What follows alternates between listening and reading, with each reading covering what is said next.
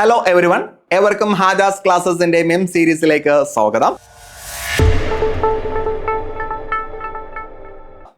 PSC പരീക്ഷയിലെ ഏറ്റവും പ്രധാനപ്പെട്ട മേഖലകളായിട്ടുള്ള maths, English, Malayalam എന്നീ ടോപ്പിക്കിൽ നിങ്ങൾക്ക് ആവശ്യമുള്ള കുറച്ച് പോയിന്റ്സ് ഷെയർ ചെയ്യുന്ന ഹാജാസ് ക്ലാസ്സസിലെ ഒരു സീരീസാണ് മെം സീരീസ്. അപ്പോൾ കൃത്യമായിട്ടും ഇത് ഉപയോഗപ്പെടുത്തുക. ഇതിനകം തന്നെ നമ്മൾ ഒട്ടനവധി ക്ലാസ്സുകൾ ഈ ഒരു ടോപ്പിക്കിൽ ചെയ്തിട്ടുണ്ട്. ഇന്ന് നമ്മൾ ഒരു 10 ഇംഗ്ലീഷ് ചോദ്യങ്ങളാണ് ഡിസ്കസ് ചെയ്യാൻ പോകുന്നത്. സോ നമുക്ക് സ്റ്റാർട്ട് ചെയ്യാം. ഒന്നാമത്തെ ചോദ്യം, he will certainly help the poor boy.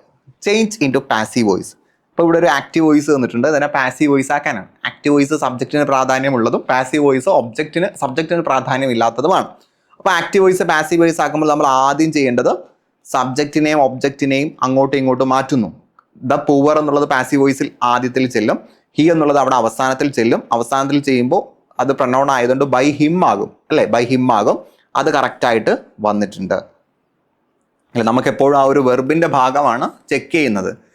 പിന്നെ നമ്മൾ ശ്രദ്ധിക്കേണ്ടത് ഹെൽപ്പ് എന്നുള്ളത് V3 ആക്കി മാറ്റണം. V3 എല്ലാത്തിലും വന്നിട്ടുണ്ട്. ഓക്സിലറിയിൽ വിൽ ആയതുകൊണ്ട് വിൽ ബി ആയി മാറും, അല്ലെ? വിൽ ബി ആയിട്ട് മാറും.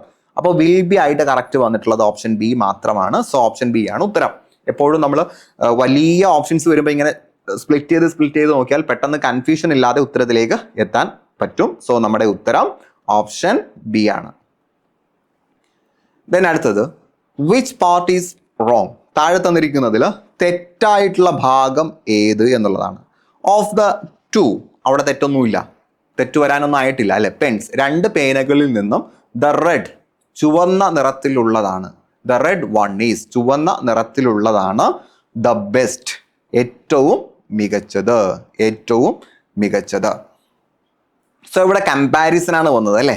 രണ്ടെണ്ണത്തിൽ ഏറ്റവും നല്ലത്. അപ്പൊ കമ്പാരിസൺ ആവുമ്പോൾ ബെറ്റർ എന്നാണ് വേണ്ടത്, അല്ലേ? The better.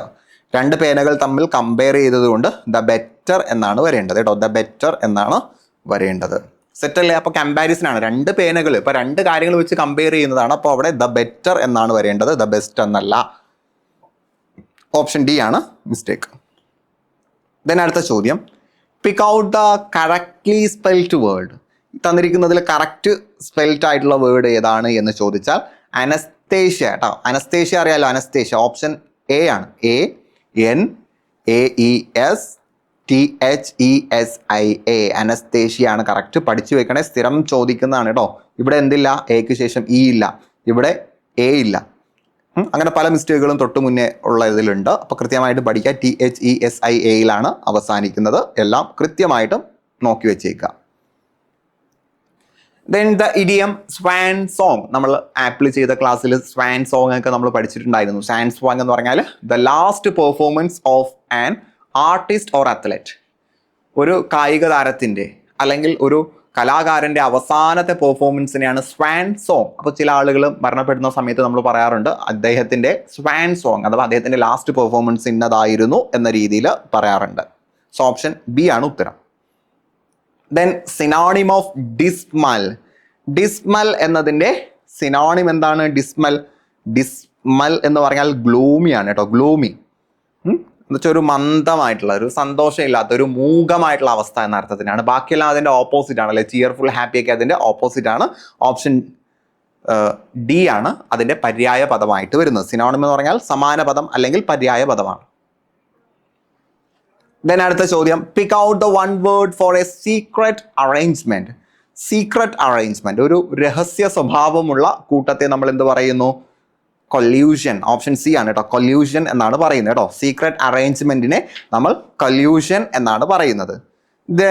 അപ്പോൾ കൃത്യമായിട്ടും മനസ്സിലാക്കി വെക്കണം കൊല്യൂഷൻ എന്താണ് എന്നുള്ളത്. ബാക്കിയുള്ള ഓപ്ഷൻസ് കൂടി നമുക്ക് നോക്കാം. ബാക്കിയുള്ള ഓപ്ഷൻസിൽ കൊളീഷൻ ഉണ്ട്, അല്ലെ? കൊളീഷൻ എന്ന് പറഞ്ഞാൽ നിങ്ങൾ ഫിസിക്സിലൊക്കെ പഠിച്ചിട്ടുണ്ടാവും. കൂട്ടിമുട്ടലിനാണ് കൊളീഷൻ എന്ന് പറയുന്നത്. ക്വാഗുലേഷൻ അറിയാമല്ലോ. ക്വാഗുലേഷൻ എന്ന് പറഞ്ഞാൽ ഉറഞ്ഞുകൂടുന്നതിനാണ്. കാര്യങ്ങൾ ഇങ്ങനെ ഉറഞ്ഞുകൂടുന്നതിനാണ് ക്വാഗുലേഷൻ എന്ന് പറയുന്നത്. കൊലീഷൻ എന്ന് പറഞ്ഞാൽ സമ്മേളനമാണ് കേട്ടോ. കൊലീഷൻ എന്ന് പറഞ്ഞാൽ കോൺഫറൻസ് അല്ലെങ്കിൽ സമ്മേളനം കേട്ടോ. അപ്പോൾ കൊലീഷൻ എന്ന് പറഞ്ഞാൽ കൂട്ടിമുട്ടലോ, ക്വാഗുലേഷൻ എന്ന് പറഞ്ഞാൽ ഉറഞ്ഞു ചേരലോ, കൊല്യൂഷൻ എന്ന് പറഞ്ഞാൽ സീക്രട്ട് അറേഞ്ച്മെന്റ് ആണ്, അല്ലെ? നല്ലൊരു വേർഡാണ്, പഠിച്ചു വെക്കണം. ചോദിച്ചിട്ടുള്ളതാണ്, ഇനി ചോദിക്കാൻ സാധ്യത ഉള്ളതുമാണ്. ദെൻ ഏഴാമത്തെ ചോദ്യം, as you are already here and you can surely do the work, change in to simple sentence. അപ്പോൾ ഇവിടെ ആൻഡ് വന്നുകൊണ്ട് നമുക്ക് കോമ്പൗണ്ട് സെൻറ്റൻസ് ആണെന്ന് മനസ്സിലായി അല്ലേ? കോമ്പൗണ്ട് സെൻറ്റൻസ് ആണ്. അപ്പോൾ ഇതിനെ കോമ്പൗണ്ട് സെൻറ്റൻസ് ആകുമ്പോൾ നമുക്ക് അതിനെ കീറി മുറിച്ച് 2 സെൻറ്റൻസ് ആക്കി പറയാൻ പറ്റുന്നതാണ്. അതിനെ ഒരുമിച്ച് ചേർത്താണ് ഇവിടെ ആക്കിയിട്ടുള്ളത്. അപ്പോൾ ഇതിനെ സിമ്പിൾ സെൻറ്റൻസ് ആക്കാൻ പറഞ്ഞാൽ നമുക്ക് എങ്ങനെ സിമ്പിൾ സെൻറ്റൻസ് ആക്കി മാറ്റാൻ പറ്റും? ഇതിന് നമ്മൾ എന്ത് ചെയ്താൽ മതി എന്നറിയാം? തുടക്കത്തിൽ ബീയിങ് എന്ന് പറയുന്ന ജെറണ്ട് കൊണ്ടുവന്നാൽ മതി. ഇവിടെ അർത്ഥം എന്താ? ആസ് യു ഓൾറെഡി ഹിയർ, നിങ്ങൾ ഇവിടെ ഉണ്ട് അല്ലേ? ഓൾറെഡി ഇവിടെ ഉണ്ട്, അതുകൊണ്ട് U can surely do the work. അതുകൊണ്ട് നിങ്ങൾക്ക് ആ ജോലി നന്നായിട്ട് ചെയ്യാൻ കഴിയും. അപ്പം നിങ്ങൾ ഇവിടെ ഉണ്ട്, നിങ്ങൾക്ക് ജോലി നന്നായിട്ട് ചെയ്യാൻ കഴിയും എന്ന് പറയുന്നതിന് പകരം നിങ്ങൾ ഇവിടെ ഉള്ളത് കാരണമായി നിങ്ങൾക്ക് ജോലി നല്ലതുപോലെ ചെയ്യാൻ കഴിയും എന്ന് ഉപയോഗിക്കാം. അപ്പോൾ അവിടെ ബീയിങ് തുടക്കത്തിൽ കൊണ്ടുവന്നാൽ മതി. ബീയിങ് ഹിയർ ഓൾറെഡി, നിങ്ങൾ ഇവിടെ ഉള്ളത് കൊണ്ട് U can surely do the work, നിങ്ങൾക്ക് വർക്ക് നന്നായിട്ട് ചെയ്യാൻ കഴിയും. സോ നമുക്ക് എങ്ങനെ ചേഞ്ച് ചെയ്യാം എന്ന് ചിന്തിച്ച് പ്രശ്നമാക്കുന്നതിനേക്കാൾ നല്ലത് തന്നിരിക്കുന്ന സെൻറ്റൻസിൽ സിമ്പിൾ സെൻറ്റൻസിൻ്റെ അടയാളമുള്ള ഏതാണ് എന്ന് മനസ്സിലാക്കിയാൽ മതി. അപ്പോൾ ഇവിടെ ബീയിങ്ങിൽ തുടങ്ങുന്നത്, ഒരു സെൻറ്റൻസിൻ്റെ തുടക്കം ജെറണ്ടാണ്, ബീയിങ് ആണ് എങ്കിൽ ബീയിങ്ങിൽ തുടങ്ങുന്നത് സിമ്പിൾ സെൻറ്റൻസ് ആണ് എന്ന് മനസ്സിലാക്കുന്ന ആൾക്ക് ഉറപ്പായിട്ടും ഓപ്ഷൻ ബി തന്നെയാണ് ഉത്തരമെന്ന് മനസ്സിലാക്കാം. മാത്രമല്ല ആൻഡ് കോമ്പൗണ്ട് സെൻറ്റൻസിൻ്റെ അടയാളമാണ്. സോ ദാറ്റ്, അതേപോലെ ആസ് യു ഒക്കെ വരുന്നത് കോമ്പൗണ്ടിൻ്റെയും കോംപ്ലക്സിൻ്റെയും അടയാളങ്ങളാണ് എന്ന് കൂടി മനസ്സിലാക്കിയാൽ ബാക്കിയുള്ളതെല്ലാം സിമ്പിൾ അല്ലാത്തതാണ് എന്ന് കൂടി മനസ്സിലാകും. സോ ഓപ്ഷൻ ബി ആണ് ഉത്തരം. ദെൻ അടുത്തത് ദ വേർഡ് എക്സ്പാർട്ടെ മീൻസ്. എക്സ്പാർട്ടെ എന്താണ്? എക്സ്പാർട്ടെ എന്ന വേർഡിന്റെ മീനിങ്, എക്സ്പാർട്ടെ എന്ന് പറഞ്ഞാൽ ഏകപക്ഷീയമായിട്ടുള്ളത് അല്ലെ, വൺ സൈഡഡ്, ഏകപക്ഷീയമായിട്ടുള്ളത്, ഒരു ഭാഗത്തേക്ക് മാത്രം ചായ്വുള്ളത് എന്ന അർത്ഥത്തിനാണ്. ഓപ്ഷൻ ബി ആണ് ഉത്തരം. ദെൻ അടുത്ത ചോദ്യം, antonym of the word ideology. Ideology എന്ന വേർഡിന്റെ വിപരീത പദം. ആന്റോണിം എന്ന് പറയുമ്പോൾ വിപരീത പദമാണ് കേട്ടോ, വിപരീത പദം. ഇഡിയോസി എന്ന് പറഞ്ഞാൽ എന്താ? ഇഡിയോസി എന്ന് പറഞ്ഞാൽ മൂഢത. നമ്മൾ ഇഡിയറ്റ് എന്നൊക്കെ പറയില്ലേ, ഫൂളിഷ്നെസ് അല്ലെ? ഫൂളിഷ്നെസ് ഒക്കെ അതിന്റെ സിനോണിമാണ്. ഇഡിയോസിന്റെ സിനോണിമാണ് ഫൂളിഷ്നെസ്. സ്റ്റുപ്പിഡിറ്റി ഒക്കെ അതിന്റെ സിനോണിമാണ്.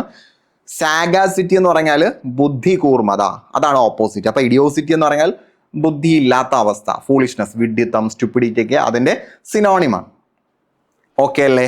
സെറ്റ് അല്ലേ? അപ്പൊ ബാക്കിയുള്ളതെല്ലാം ക്യൂസോട്ടിക് എല്ലാം അതിൻ്റെ സിനോണിമാണ്. ബാക്കിയുള്ളതെല്ലാം സിനോണിമാണ്, അതിൻ്റെ ആന്റോണിമാണ് ഇഡിയോസി. ദെൻ ലാസ്റ്റ് ചോദ്യത്തിലേക്ക് നമുക്ക് പോകാം. അവസാനത്തെ ചോദ്യം, dash of flowers pick out the collective noun. അപ്പോൾ ഇവിടെ നമുക്കറിയാം കൂട്ടത്തെക്കുറിച്ച് പറയാനാണ് കളക്റ്റീവ് നൗൺ യൂസ് ചെയ്യുന്നത്. പൂക്കളുടെ കൂട്ടം, നമുക്ക് ബൊക്കെ, പൂക്കളുടെ കൂട്ടം എന്നറിയാം, ബൊക്കെ. പക്ഷെ ഇവിടെ ബൊക്കെ ഇല്ല, ഗാർലൻഡ് ഉണ്ട്. ഗാർലൻഡ് എന്ന് പറഞ്ഞാൽ പൂമാലയാണ്. അപ്പോൾ പൂക്കളുടെ കൂട്ടത്തെക്കുറിച്ച് ഗാർലൻഡ് എന്നും പറയാറുണ്ട്. അപ്പോൾ അത് കൃത്യമായിട്ടും ഓർത്ത് വെച്ചേക്കുക. ഇനി സ്വാം, ഹേർഡ്, ക്ലസ്റ്റർ ഇതെല്ലാം പലതരത്തിലുള്ള കൂട്ടത്തെ തന്നെയാണ് സൂചിപ്പിക്കുന്നത്. തൊട്ട് മുമ്പുള്ള ക്ലാസ്സിൽ നമ്മൾ പറഞ്ഞു കന്നുകാലികളുടെ കൂട്ടത്തെക്കുറിച്ച് നമ്മൾ എന്ത് പറയുന്നു? ഹേർഡ് കേട്ടോ. കന്നുകാലികളുടെ കൂട്ടത്തെക്കുറിച്ച് നമ്മൾ ഹേർഡ് എന്ന് പറയുന്നു.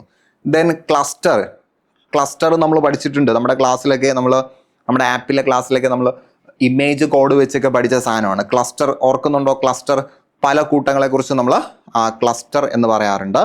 ദെൻ സ്വാം എന്ന് പറഞ്ഞാൽ പ്രാണികളുടെ കൂട്ടം, ഇൻസെക്റ്റുകളുടെ കൂട്ടമാണ് സ്വാം കേട്ടോ. ക്ലസ്റ്റർ വേർഡ്സിന്റെ കൂട്ടത്തിനെ നമ്മൾ ക്ലസ്റ്റർ എന്നൊക്കെ പറയാറുണ്ട് അല്ലെ, വേർഡ്സിന്റെ കൂട്ടത്തിനെ നമ്മൾ ക്ലസ്റ്റർ എന്ന് പറയാറുണ്ട്. സെറ്റ് അല്ലേ? ഓക്കെ അല്ലേ? സോ നമ്മുടെ ഉത്തരം ഓപ്ഷൻ എ ആണ്. സോ ഡിയർ ഫ്രണ്ട്സ്, വളരെ പ്രധാനപ്പെട്ട 10 ചോദ്യങ്ങളാണ് നമ്മൾ ഇന്ന് ഡിസ്കസ് ചെയ്തത്. ഇനിയും കൂടുതൽ ചോദ്യങ്ങൾ നമ്മൾ അടുത്ത ക്ലാസ്സുകളിലായിട്ട് ഡിസ്കസ് ചെയ്യുന്നതാണ്. അപ്പം ഇത്രയും വളരെ ഭംഗിയായിട്ട് പഠിച്ചു വെക്കുക. പുതിയൊരു ക്ലാസ്സുമായിട്ട്, പുതിയൊരു ടോപ്പിക്കുമായിട്ട് നമുക്ക് വരുന്ന ക്ലാസ്സുകളിൽ വീണ്ടും കണ്ടുമുട്ടാം. അതുവരേക്കും wish you good luck and good bye.